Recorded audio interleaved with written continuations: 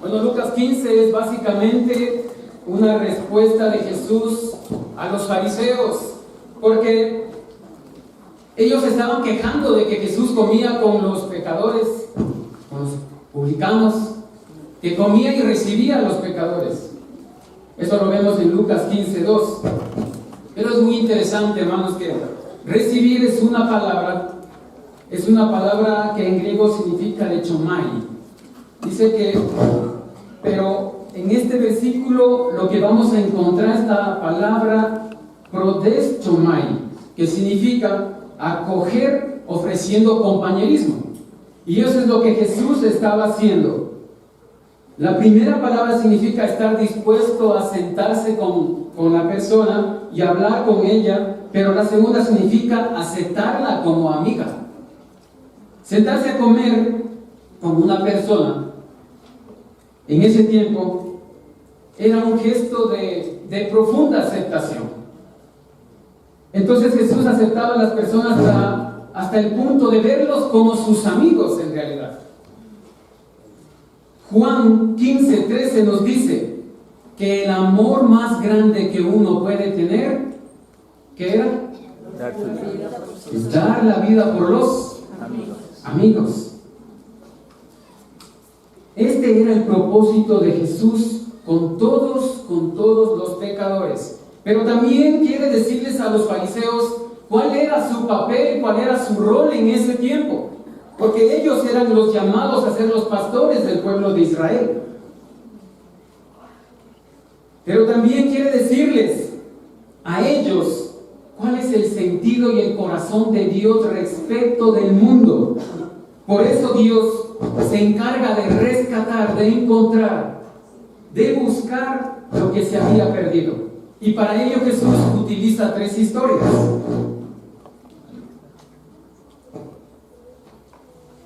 Hoy día lo que vamos a ver respecto de todo el contexto que he estado leyendo, estudiando, quería ponerle un título un poquito más pequeño, más comprimido. Pero viendo todo lo que hay, pensé en esto, que la humillación es el precio del rescate de un pródigo que produce alegría en el cielo. Jesús está utilizando 3 parábolas para decirle a los fariseos y a todas las personas que le estaban escuchando cuál es el corazón de Dios con esto. Él está utilizando la primera, que es Jesús siendo el pastor de las ovejas, o sea, la parábola de la oveja perdida. Pero el contexto era que los fariseos eran los pastores, porque él dice, ¿quién de ustedes? Si ustedes van a esa escritura van a leer que dice, ¿quién de ustedes pues? Pero sabemos nosotros quién es el pastor, ¿verdad? Sabemos que Jesús es el pastor. La segunda dice, una mujer perdiendo una moneda, y para encontrarla esta mujer barre, que también tiene su contexto, pero sobre todo en lo que estaba centrado leyendo esto era que enciende la lámpara, dice. En el contexto de esta pequeña fracción, de esta pequeña palabra, y viendo en el diccionario, se puede ver que el aceite es como el Espíritu Santo de una lámpara. O mejor dicho, el Espíritu Santo es como el aceite para la lámpara. El Espíritu Santo es el que enciende prácticamente o da luz a ese lugar para que ella pueda encontrar esa moneda perdida. Bueno, realmente hay mucho contexto ahí, pero al encontrarla, esta mujer se alegra grandemente. Si Jesús es el pastor en la parábola anterior, podemos ver que en esta parábola también Jesús es la mujer. Amén, hermanas. La tercera, Jesús pone personas que pecan, que hablan, que tienen sentimientos, que pueden expresar lo que están sintiendo. Entonces Él utiliza la palabra del hijo pródigo. Hermanos, la mayoría de las interpretaciones de esta parábola se han centrado únicamente en el pródigo y no lo han tomado o no han considerado el verdadero mensaje de la historia, pues hay dos hermanos aquí en realidad. Hay dos personas importantes. Cada uno de ellos representa a la humanidad como tal, a todos nosotros. Dos formas distintas de buscar la aceptación en el reino de los cielos. Eso es lo que representan prácticamente estos dos personajes. Primero estaban, por ejemplo, los cobradores de impuestos, los pecadores. Estos hombres y mujeres correspondían al grupo de los hermanos menores. Todas esas personas que no observaban las leyes morales de su tiempo, las tradiciones morales, porque en ese tiempo había realmente mucha moralidad y muchas tradiciones para continuar con ello. Entonces lo que dice esta escritura, que los judíos llevaban, o mejor dicho, toda la gente que no era, por ejemplo, la gente del segundo grupo, la del hermano mayor, eran las personas que estaban llevando una vida desenfrenada. Y como el hermano menor dejaron el hogar y abandonaron al padre y la moralidad tradicional de sus familias, de la sociedad que en ese tiempo tenían. Pero en nuestros términos, por ejemplo, esto sería que podemos dejar la iglesia o dejar nuestras familias. El segundo grupo son los oyentes que era el de los fariseos o los escribas, los intérpretes de la ley, quienes eran representados por el hermano mayor. Por su parte, estos se aferraban a la moralidad tradicional, al cumplir las escrituras y a orar por cada cosa que ellos creían que eran buenas. Eran muy estrictos, estudiaban y obedecían cada escritura y adoraban a Dios con fidelidad y oraban constantemente. Pero al estudiar esta parábola, imaginaba yo a las personas que estaban ahí escuchando a Jesús con los ojos quizá como hinchados por tanto llorar, por enterarse de cómo Jesús, cómo Dios los estaba amando a ellos y los recibiría siempre sin importarle lo que habían hecho o lo que harían. Pero realmente yo estaba equivocado, porque no es ese el contexto de la escritura. Más bien estaba como dando un carácter sentimental, pues los objetivos de la historia no son el de los pecadores descarriados, sino los religiosos que hacen todo lo que la Biblia dice. Algo así como predicar el evangelio sin practicar el evangelio. Eso es lo que había encontrado. Pero todo esto es un error, hermanos. Entonces, imaginar que esta historia está de alguna manera asegurando al pecador el amor incondicional de Dios, o que le está asegurando alguna salvación, realmente es un error. Podemos estar pensando de esa manera, pero Jesús no se refería en esos términos a los pecadores. Jesús estaba hablando para las personas que conocían la ley o que estaban siguiendo a Dios de alguna manera. Entonces Jesús utiliza la palabra del hijo pródigo no para entusiasmar los corazones, sino para despedazar las categorías que se habían instaurado en ese tiempo. A esta prédica podía llevar el título del Padre compasivo y los dos hijos. Pero como les dije, tiene un contexto totalmente diferente y lo vamos a ver. Entonces vamos a la escritura, por favor, que está en Lucas, empezando en el versículo 11. La Biblia dice, voy a leer de acá.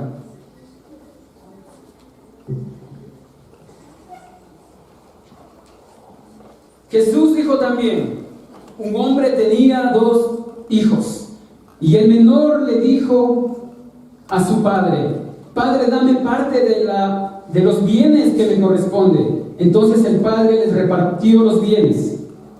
Unos días después el hijo menor juntó todas las cosas y se fue lejos, a una provincia apartada, y allí dilapidó sus bienes llevando una vida disipada.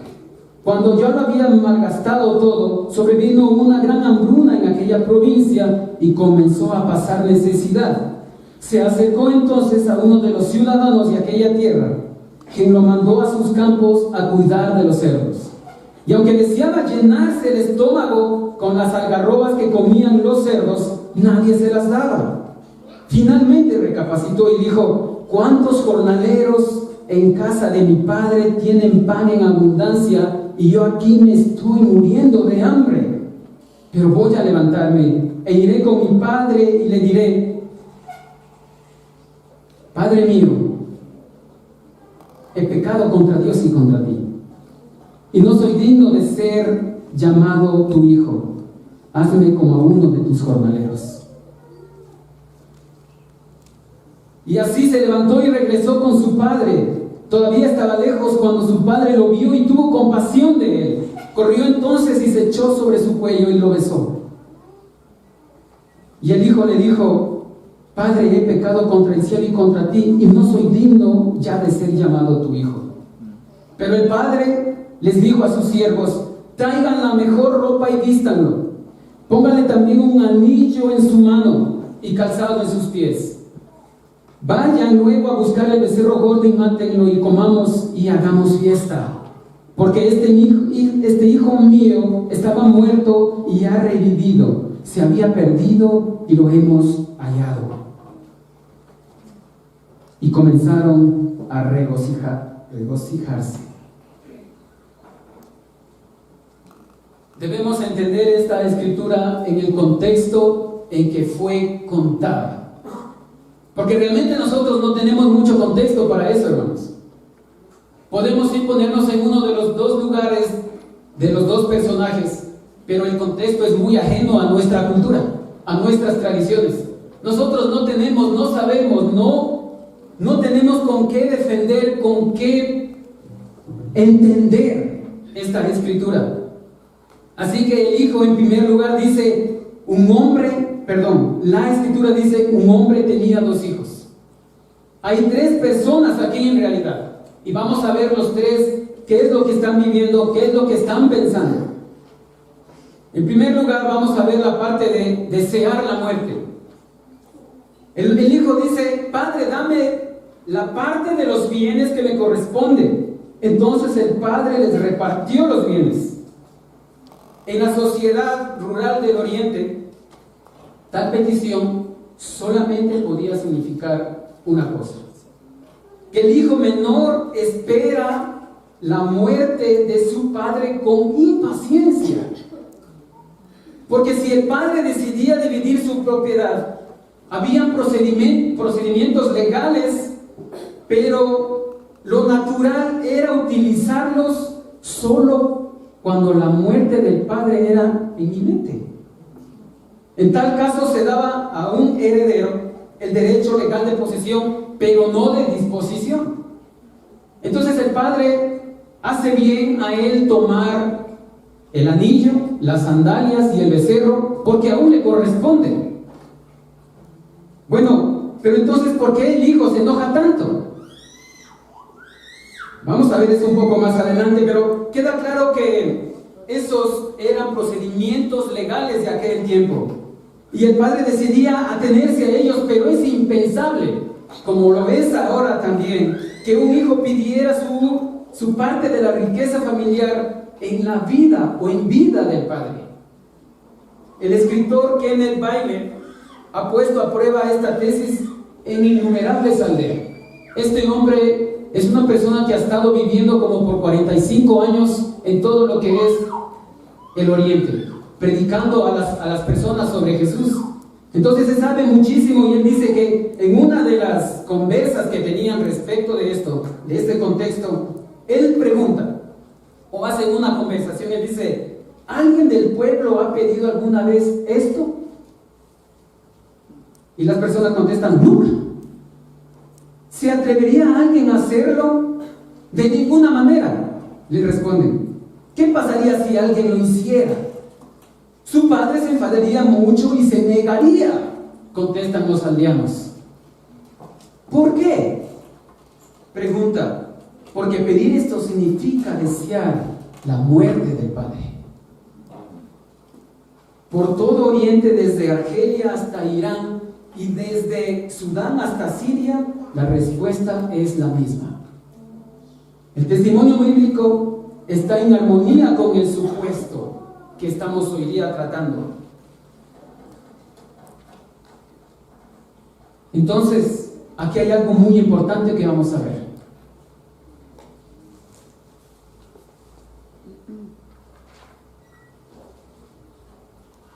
Hermanos, todo esto sería imposible entenderlo si nosotros no entendemos o no leemos o no nos percatamos a quién Jesús se estaba refiriendo y por qué estaba utilizando Jesús esta parábola.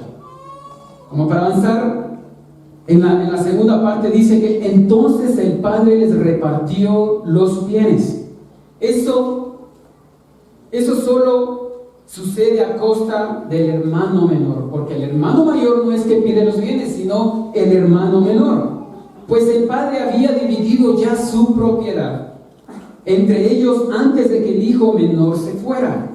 Todo había sido asignado, en realidad. El hijo más joven había recibido su tercera parte, por eso cuando el padre le dice al hijo mayor: hijo, todo lo que tengo es tuyo, se lo está diciendo de una manera literal. Prácticamente el padre ya no tenía como un bien, porque cada bien familiar había pasado a ser posesión del hermano mayor. Es decir, cada vestido, cada anillo y cada becerro engordado es suyo por derecho.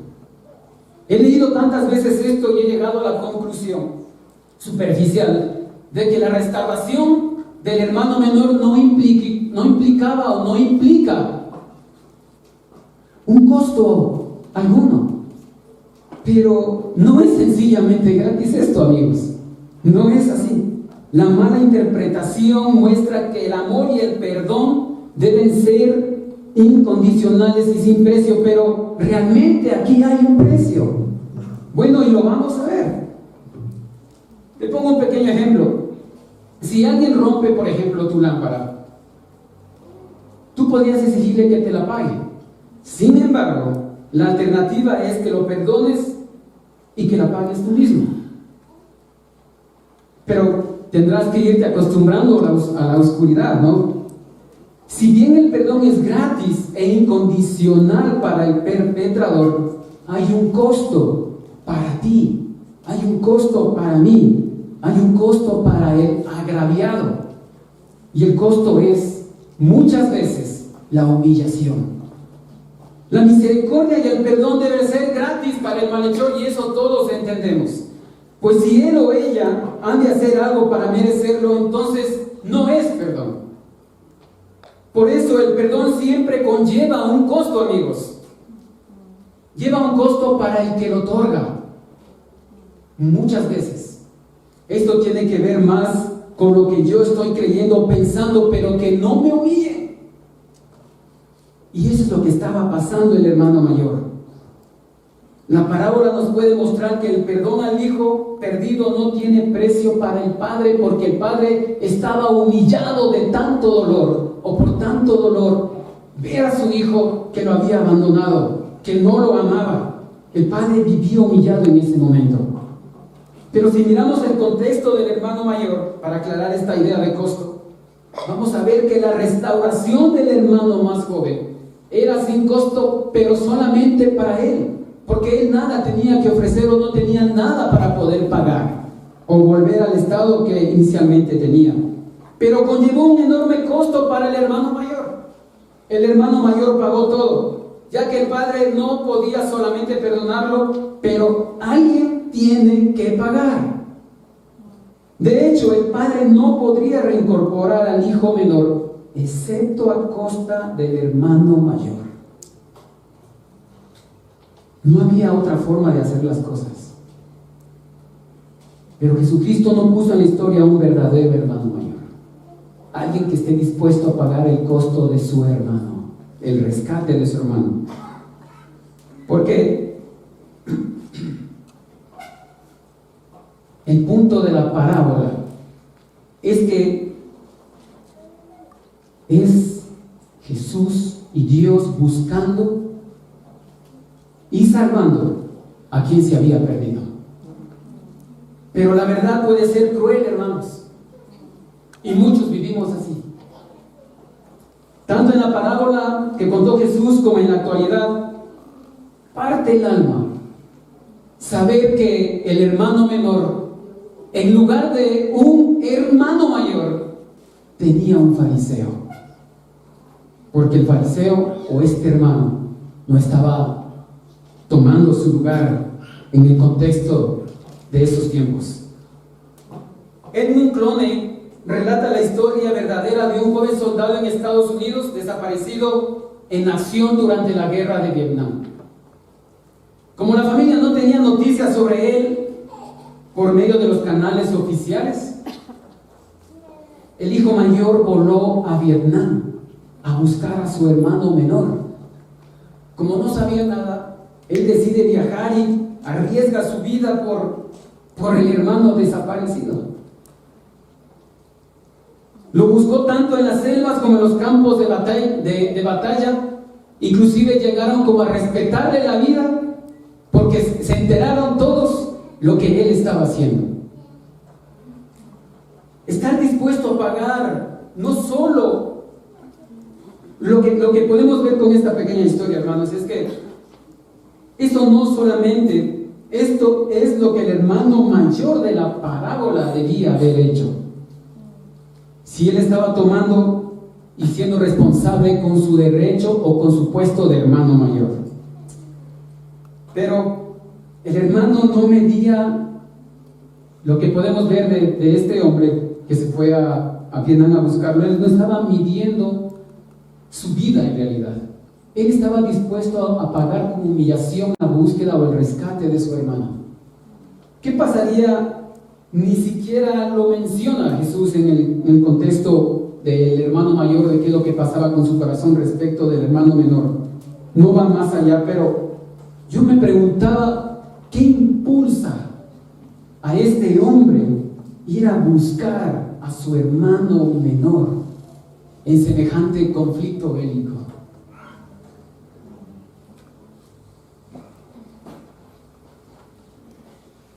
El hijo menor dice: Padre, dame parte de los bienes que me corresponden. La petición en sí es una especie de motín. El pródigo ansía la muerte de su padre, y esto equivale a que la humanidad entera se rebela contra Dios y lo quiere muerto. Se rompe una relación y no hay ley. Según Deuteronomio 21:17, la parte que podemos rescatar de esto, o la parte que, mejor dicho, le está correspondiendo al hijo menor en cuanto a la herencia o a los bienes, es 1/3 de todo lo que el padre tiene. El hijo no ha quebrantado la ley como tal, el hijo menor, pero sí ha quebrado o ha despedazado el corazón de su padre. ¿Sabes por qué es difícil su restauración, e inclusive tu restauración o la restauración de muchos de nuestros hermanos? Porque solamente están pensando en ellos. Solamente pensamos en nosotros y no estamos pensando en el corazón de Dios, en lo que Él está sintiendo. ¿Te has puesto a pensar qué está pensando tu padre cuando estás lejos de Él? Al pródigo le importa bien poco lo que haga sufrir a las demás personas en la familia o en el pueblo. En realidad su petición demuestra que no le importa nada. No solo hace sufrir a su padre, sino a todo el clan familiar. Y pues es muy obvio que si no puedes ver o sentir el dolor de tu padre, ¿cómo podríamos ver o sentir el dolor del hermano? No podemos. Pero aquí dice que la riqueza de una familia rural no está en las acciones, depósitos bancarios ni cuentas corrientes, más bien se halla en el conglomerado de los hogares, en las tierras, en los animales. Quedarse de repente sin un tercio de todo en ese tiempo significaría una pérdida que haría tambalear a la familia como tal. Con este contexto, o con este poco de contexto según lo que estamos leyendo, yo te pregunto a ti, ¿eres un pródigo? Si eres de las personas que poco se interesa por la familia, si deseas de ellos solo lo necesario para gastarlo, satisfacer tus propios apetitos, pero no te interesan los problemas de ellos, entonces tú eres un hijo pródigo. Y puedes estar aquí sentado contando como un cristiano.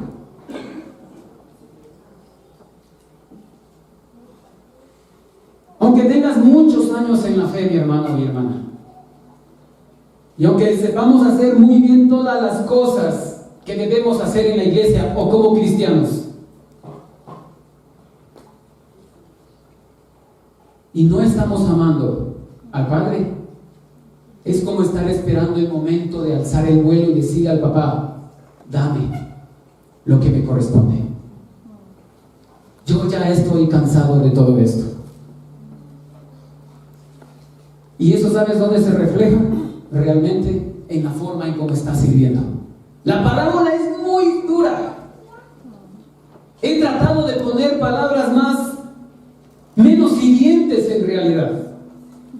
He leído 2 libros para enterarme del contexto y el marco cultural que conlleva esta escritura, y realmente asusta. Quizá todos nosotros seamos los hermanos mayores o los hermanos menores. Podemos pensar que hermano menor solamente es aquel que pecó y se fue, ¿verdad? Pero Jesús está explicando que tiene una situación muy profunda en el corazón que se puede revelar en la forma como tú estás amando, como tú estás comprometido, lo que estás sirviendo, a quién estás sirviendo y de qué manera. El hijo pródigo exige privilegios y responsabilidades.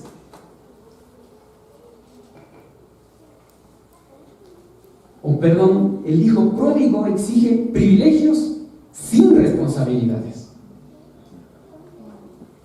Se vale de una frase larga y prolija. Él dice: dame la parte de los bienes que me corresponden. Parece ser que intenta evitar el término herencia, que significa queronomía, porque leemos en el texto que dice bienes, y bienes significa oyusa.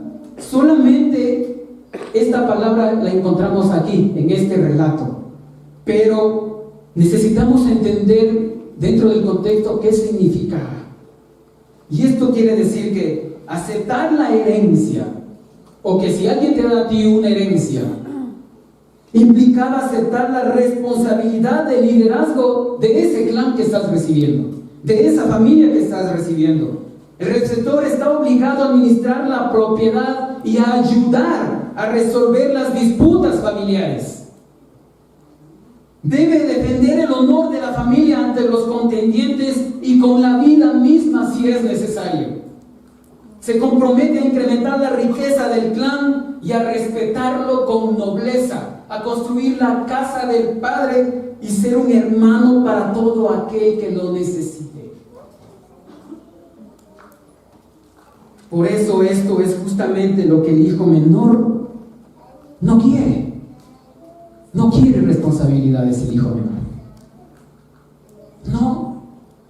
No siente en su corazón eso. ¿Para qué? Quiere el dinero, quiere la bendición, los billetes verdes, tener una buena vida, comer cabrito, o estar, el otro hijo, estar despilfarrando afuera, no decir otras cosas. La palabra oyusia significa riqueza, bienes materiales, propiedades. El hijo pródigo no usa la palabra que debería. Él medita todo, es muy inteligente. Él no dice: dame la herencia. porque acarrea una gran responsabilidad. Si tú sientes algo dentro de ti, en tu corazón, pues es lo que estaba sintiendo cada persona que escuchaba a Jesús. Ellos, todas esas personas, entendían el verdadero contexto de las palabras de Cristo. El hermano mayor, dice la Escritura, Lucas, vamos a avanzar, 28 al 32, por favor. Dice, el hijo mayor estaba en el campo y cuando regresó y llegó cerca de la casa, oyó la música y las danzas. Entonces llamó a uno de los criados y les preguntó qué estaba pasando. El criado le respondió, tu hermano ha vuelto y tu padre ha ordenado matar el becerro gordo porque lo ha recibido sano y salvo. Cuando el hermano mayor escuchó esto, se enojó tanto que no quería entrar. Así que su padre salió a rogarle que entrara. Pero el hijo mayor le dijo a su padre, aunque llevo tantos años de servirte y nunca te he desobedecido, tú nunca me has dado ni siquiera un cabrito para disfrutar con mis amigos. Pero ahora viene este hijo tuyo que ha malgastado tus bienes con rameras y has ordenado matar el becerro gordo para él. El padre le dijo, hijo mío, tú siempre estás conmigo y todo lo que tengo es tuyo. Pero era necesario hacer una fiesta y regocijarnos, porque tu hermano estaba muerto y ha revivido. Se había perdido y lo hemos hallado. Hemos pensado que pródigo es solamente el hijo que va de casa, como les decía, el que derrocha todo desenfrenadamente, y el hijo mayor dice, él está pensando, no lo vio, simplemente asume, se está malgastando el dinero con prostitutas. Pero se ve al hijo mayor sin hacer nada al respecto. El hijo no hace nada, no le importa ni le interesa tampoco el dolor o la tristeza de su padre. Además destaca el hecho de que el hermano mayor haya malgastado el dinero, pero no dice el dinero de su padre, simplemente el dinero. Mientras él ha estado viviendo una vida limpia dentro del hogar, por la cual en su corazón dice, yo nunca haría eso, jamás haría tal cosa. Puesto que no se ve a sí mismo como parte de un grupo común de pecadores, se encuentra atrapado en la amargura. Así que resulta imposible perdonar a alguien si tú te sientes superior a esa persona. ¿Qué tendrás, no? El hijo mayor se niega a ser el mediador. Cuando tú eres un hijo mayor y tu padre ha repartido la herencia, tú llegas a ser el mediador, el encargado de los problemas de esa casa.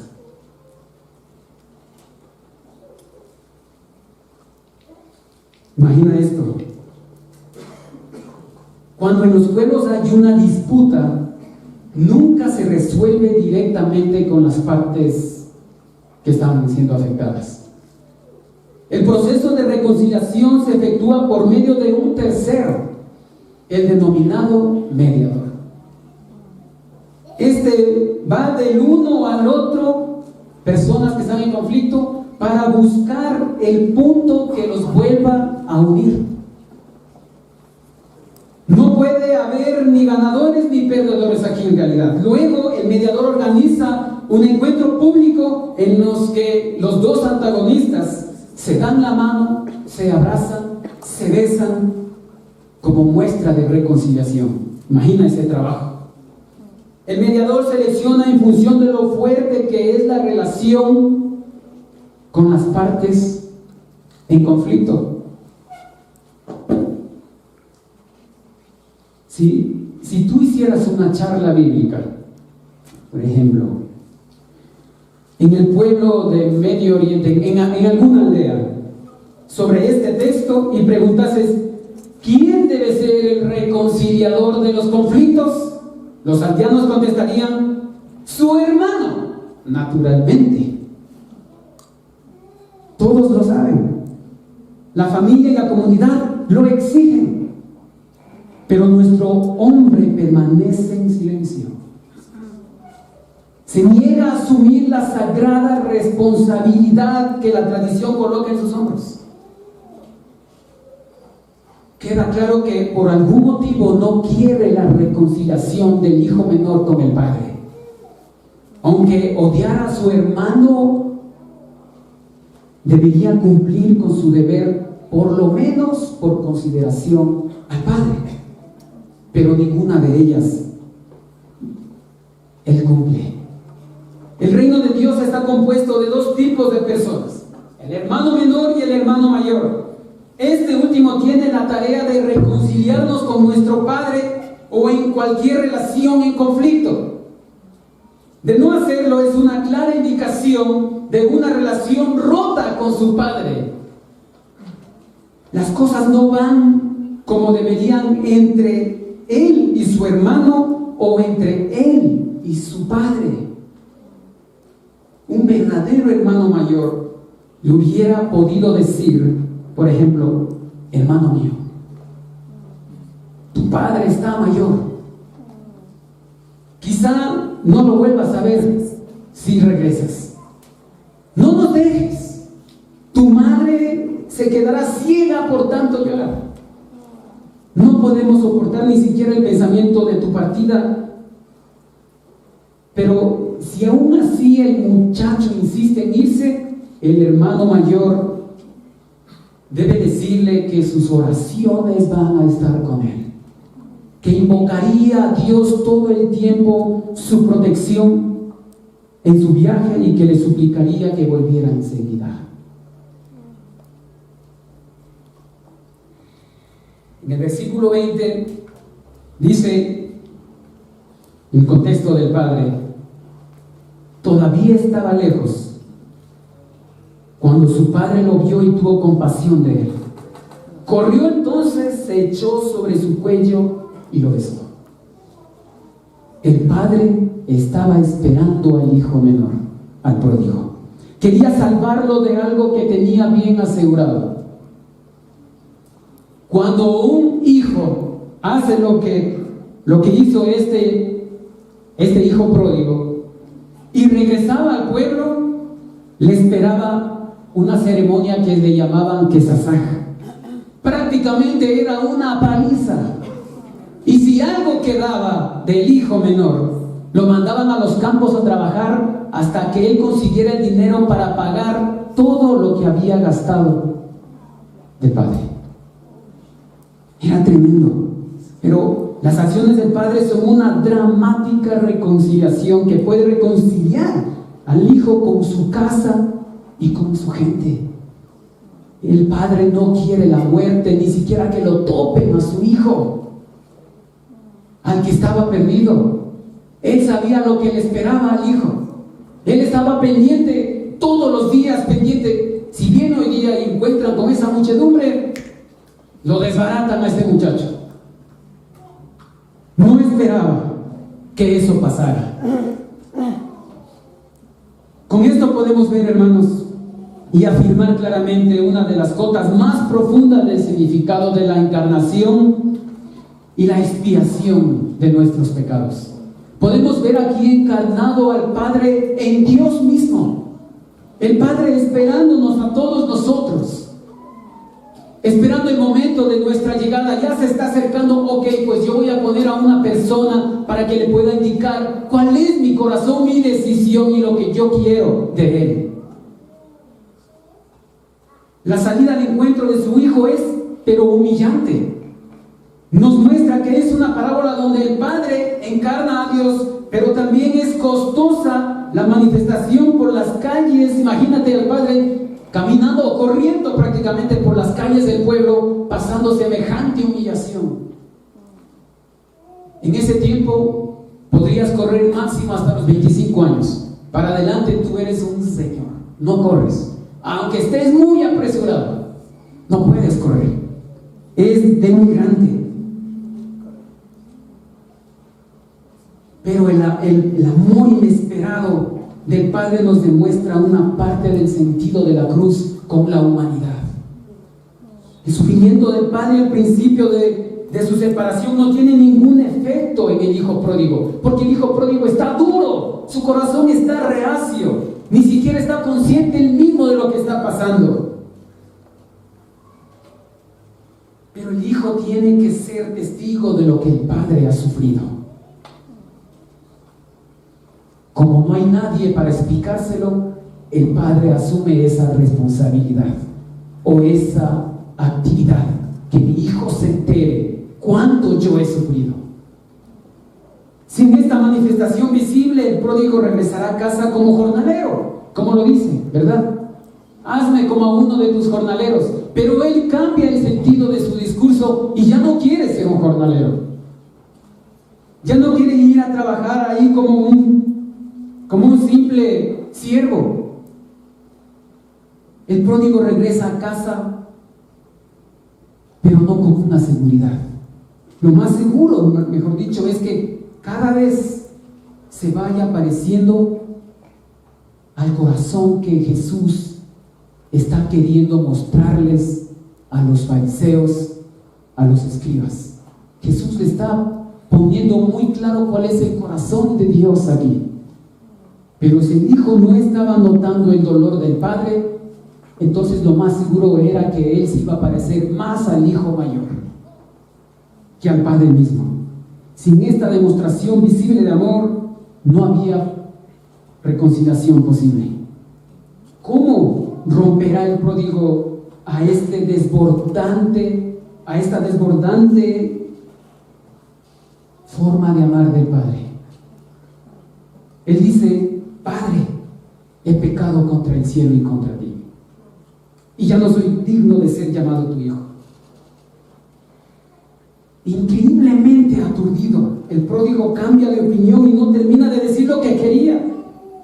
Debidamente deja de lado la oferta de convertirse en jornalero, pero no intenta ofrecer ninguna solución a la situación. Está desbordado y lo único que puede hacer es ponerse a merced del Padre y decir: ya no merezco ser tu hijo.